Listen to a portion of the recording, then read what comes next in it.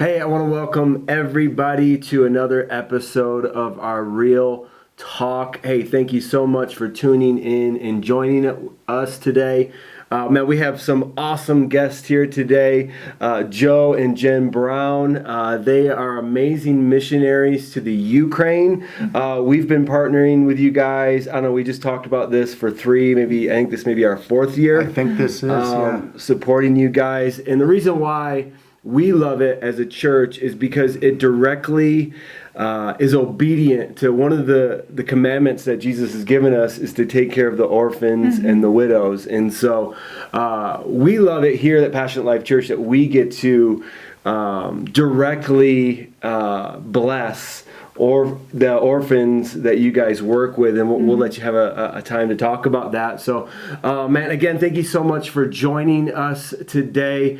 Man, I'm so excited to have them share their hearts with you, and I just want to encourage you, whether you call PLC your home or you just love watching these YouTube videos, I just want to call you to action, and you can be part of what they're doing, and it's just an awesome opportunity to pour into some people that live in the other side of the world, that our resources go a really long way there. And so go ahead and just share your heart and kind of like how you guys got involved in the Ukraine, and why the Ukraine, and just kind of share some of that for our people that might not know your story at all. Well, first of all, I want to thank you and Passionate Life Church for your participation the last few years in helping us, especially around Christmas time. And know that your gifts aren't used just at Christmas, but like you say, they go far. Yeah.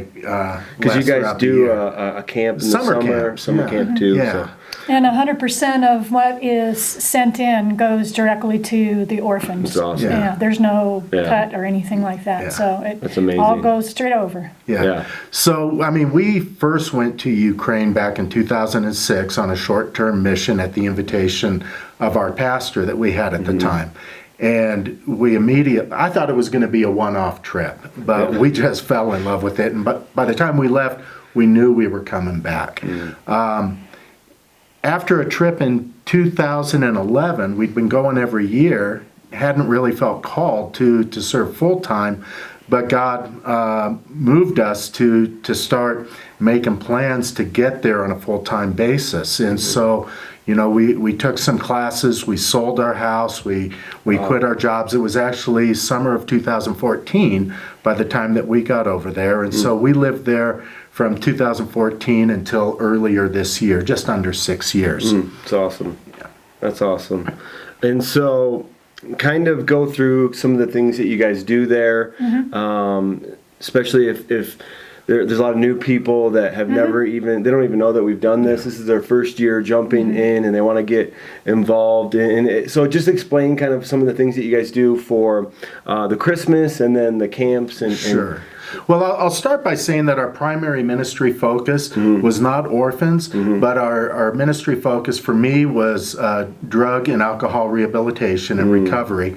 And Jennifer's was working and volunteering at the hospice there.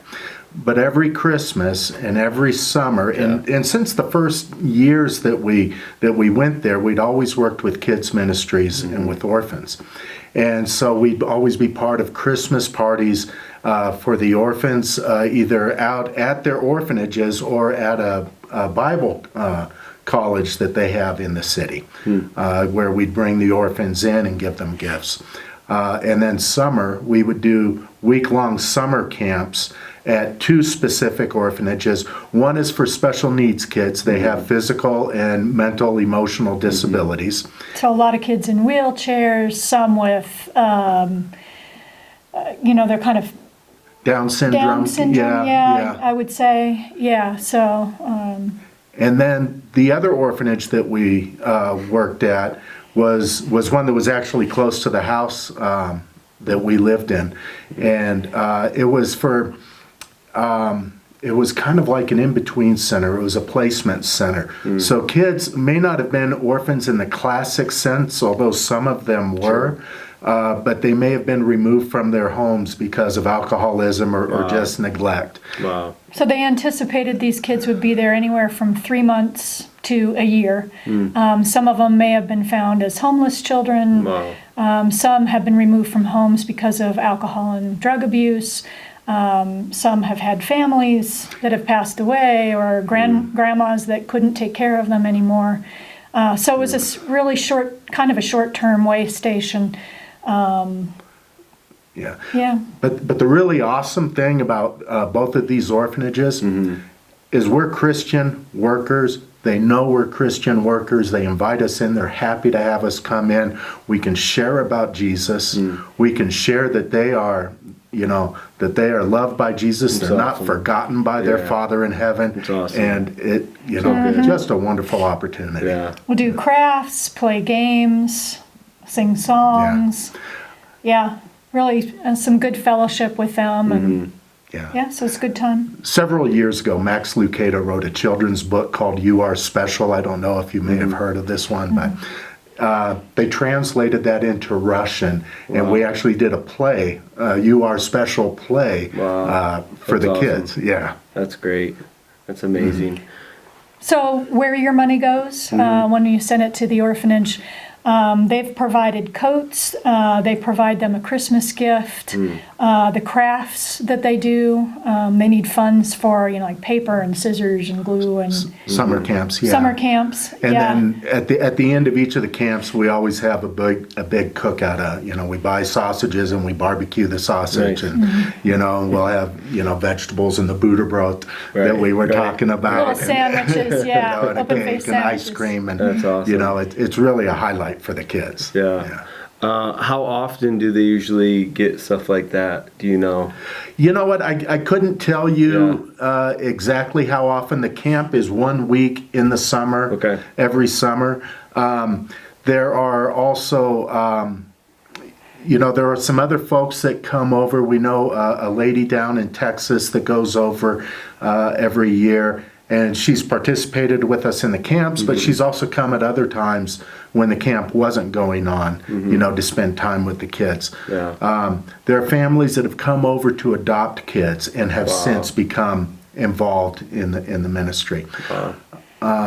The organization that runs the orphan care over there is called Agape for Orphans in Ukraine, and so they have a lot of their support come from Ukrainians living in the U.S. And right now is really a tough time. A lot of that support has dried up because of the pandemic. Yeah, and so let's just jump right in and talk about how the pandemic and COVID has kind of affected your mission and your personal, because you guys are over there for drug and alcohol And hospice, and hospice, and so maybe you guys can talk a little bit how it's